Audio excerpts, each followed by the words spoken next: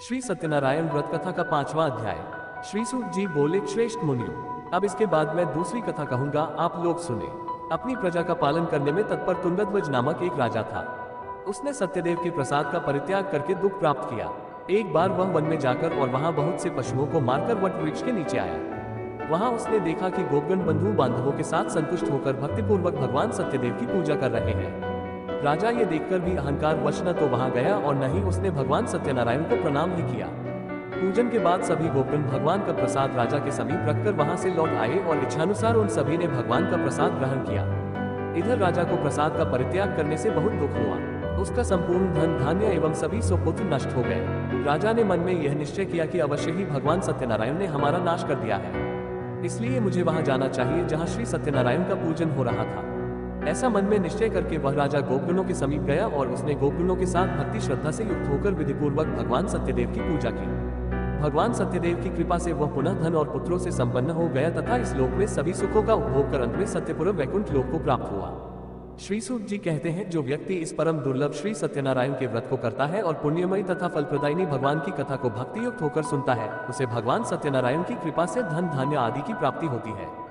दरिद्र धनवान हो जाता है, बंधन में पड़ा हुआ बंधन से मुक्त हो जाता है, डरा हुआ व्यक्ति भय मुक्त हो जाता है। ये सत्य बात है, इसमें संशय नहीं। इस लोक में वह सभी इप्सित फलों का भोग प्राप्त करके अंत में सत्यपुर वैकुंठ लोक को जाता है। इस प्रकार मैंने आप लोगों से भगवान सत्यनारायण के व्रत को कहा, जिसे करके मनुष्य सभी दुखों से मुक्त हो जाता है।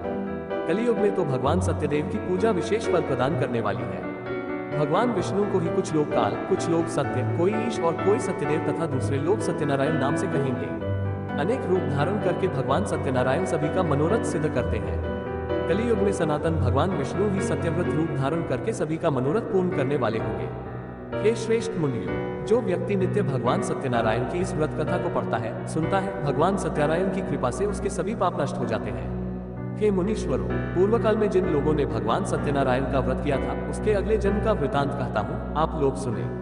महान प्रज्ञा संपन्न सत्यनारायण व्रत करने के प्रभाव से दूसरे जन्म में सुदामा हुए और उस जन्म में भगवान श्री कृष्ण का ध्यान करके उन्होंने मोक्ष प्राप्त किया। लकड़हारा बिल्ल गुहों का राजा हुआ और अगले जन्म में उसने भगवान श्री राम की सेवा करके मोक्ष प्राप्त किया। महाराज उल्कामुख दूसरे जन्म में राजा दशरथ हुए, जिन्होंने श्रीनाथ जी की पूजा करके अंत में वैकुंठ प्राप्त किया। इसी प्रकार धार्मिक और सत्यव्रती साधु पिछले जन्म के सत्यव्रत के प्रभाव से दूसरे जन्म में मोरध्वज नामक राजा हुआ। उसने आरे से चीरकर अपने पुत्र की आदि देह भगवान विष्णु को अर्पित करके मोक्ष प्राप्त किया। महाराजा तुंगध्वज जन्मांतर में स्वयंभू मनु हुए और भगवत संबंधी संपूर्ण कार्यों का अनुष्ठान करके वैकुंठ लोक को प्राप्त हुए। जो गोपगण थे, वे सब जन्मांतर में ब्रजमंडल में निवास करने वाले गोप हुए और सभी राक्षसों का संहार करके उन्होंने भी भगवान का शाश्वत धाम गोलोक प्राप्त किया। इस प्रकार श्री स्कंद पुराण के अंतर्गत रिवाखंड में श्री सत्यनारायण व्रत कथा का ये 5वां अध्याय पूर्ण हुआ।